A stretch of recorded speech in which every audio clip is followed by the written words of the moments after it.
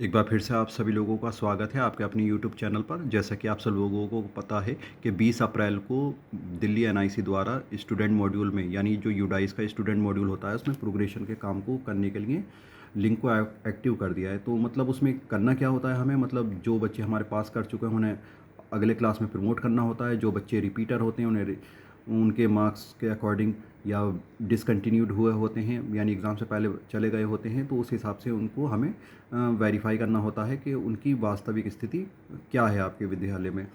तो इसको करने के लिए हमें सबसे पहले क्या करना है, सबसे पहले हम गूगल खोल लेंगे। ये गूगल खोलने के बाद udiceplus.gov.in पर क्लिक करेंगे। सिंपली हमें पहला लिंक दिखाई देगा udiceplus.gov.in का, इस पर हमें सिंपली क्लिक कर देना है। जैसे ही हम क्लिक करते हैं तो सबसे पहले ऑरेंज कलर में हमें लिखा हुआ दिखाई देगा login for all modules, login for all modules, इस पर सिंपली क्लिक करेंगे। इस पर क्लिक करने के बाद हमें दो रंग के ऑप्शन दिखाई देते हैं। एक होता है नेशनल लेवल लॉगिन, इससे क्लिक करते हैं तो हमारे तीनों मॉड्यूल एक साथ खुल जाएंगे, यानी student module, profile and facility और टीचर्स मॉड्यूल। लेकिन अभी सिंपली हमें स्टूडेंट मॉड्यूल पर ही काम करना है क्योंकि बाकी दो मॉड्यूल अभी लॉक हैं।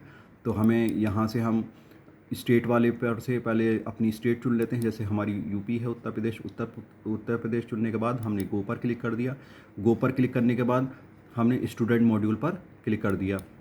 स्टूडेंट मॉड्यूल पर जैसे ही हम क्लिक करते हैं तो मेरा क्योंकि पहले से खुला हुआ है पोर्टल, इसलिए डायरेक्टली खुलकर आ गया, वरना मुझसे आईडी पासवर्ड मांगता। आईडी पासवर्ड कैप्चर डालने के बाद मेरा ये पोर्टल खुल जाता। तो इसमें जो सबसे पहला वाला करंट एकेडमिक ईयर 2026-27 दिखाई दे रहा है, सिंपली हमें इस पर क्लिक कर देना है। जैसे ही हम इस पर क्लिक करते हैं तो कुछ इस तरीके की हमें ये विंडो आती है। इस पर हमें क्लोज़ पर क्लिक कर देना है।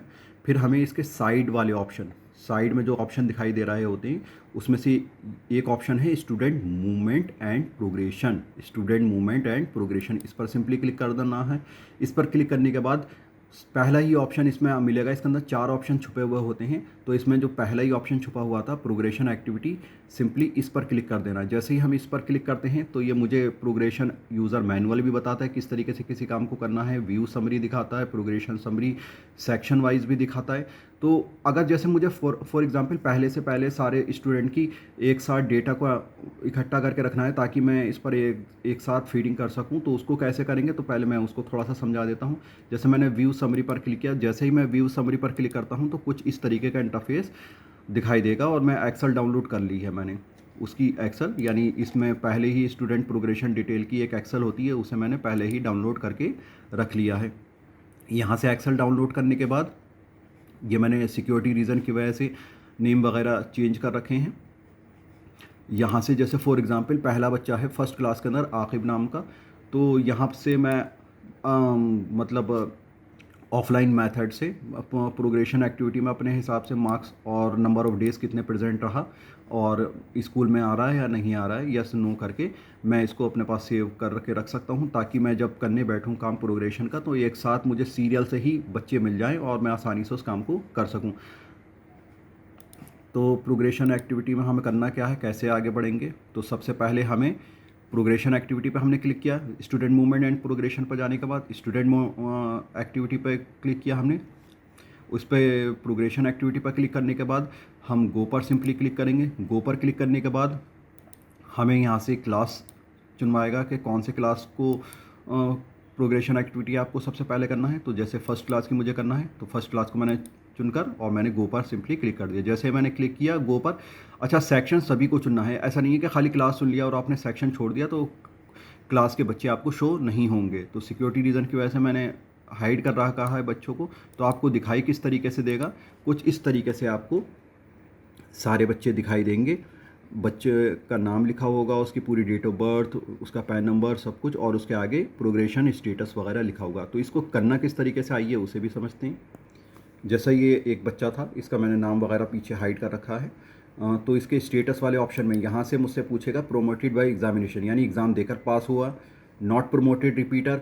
अच्छा, पिछली साल तक एक ऑप्शन था डिसकंटिन्यूड बिफोर एग्जामिनेशन, जो बच्चे एग्ज़ाम से पहले पढ़ाई छोड़कर चले जाते हैं, तो उसके लिए भी हमें यही ऑप्शन चूज़ करना पड़ेगा क्योंकि इसमें अलग से कोई ऑप्शन नहीं आ रहा है। और एक ऑप्शन है कि बिना एग्ज़ाम दिए वो बच्चे को आपने पास कर दिया, प्रोमोटेड विदाउट एग्जामिनेशन। इसमें से कोई सा भी ऑप्शन चुन सकते हैं आप। तो प्रोमोटेड बाय एग्जामिनेशन वाले से कैसे करेंगे, जैसे हमने किया फ़ौरन फर्स्ट क्लास का बच्चा था, सेकंड क्लास यहाँ पर शो होने लगा।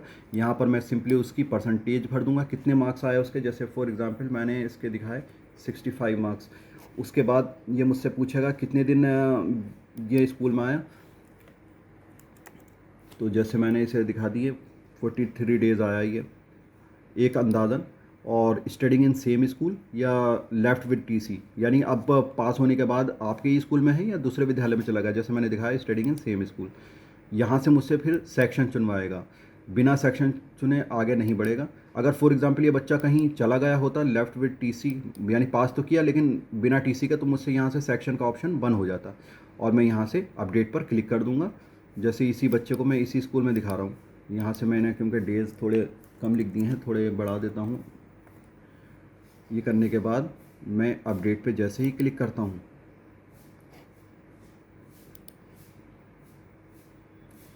अब इसने मुझसे क्यों एरर दिया, क्योंकि मैंने सेक्शन नहीं चुना था। और सेक्शन यहाँ से अपडेट कर देता हूँ।